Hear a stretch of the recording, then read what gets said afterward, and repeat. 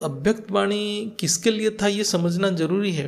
केवल उनके लिए जो बेहद की बात को पहचाना है। वेद शास्त्र भी किसके लिए है? जो केवल बेहद की बात को पहचाने हैं।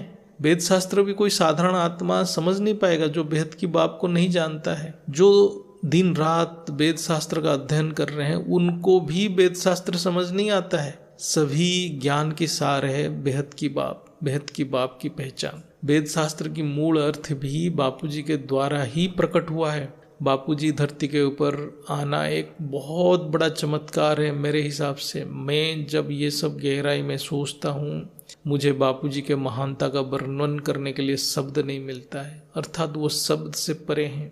अर्थात बापूजी की प्रशंसा या उपासना के लिए मेरे पास कोई शब्द नहीं है।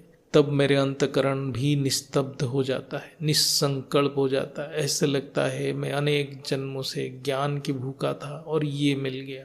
और मैं योग में बापूजी को केवल अनंत धन्यवाद करता हूँ कि उन्होंने ये अनमोल रहस्य को कैसे हम सबके सामने अत्यंत सरल शब्द में प्रकट कर दिया है।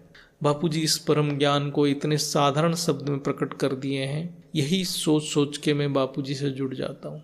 मैं जब सोचता हूँ कि मैं आज मनुष्य रूप में बापूजी के इस परम ज्ञान को ग्रहण करने में समर्थ हूँ, अर्थात प्रकृति की ऐसा संयोग और कृपा बना कि मुझ जैसे आत्मा बापूजी के इस ज्ञान को समझने में समर्थ हो रहा है, ये मेरे अनन्य भाग्य है। और बापूजी से हर पल आभार प्रकट कर रहा हूँ। ये मेरे लिए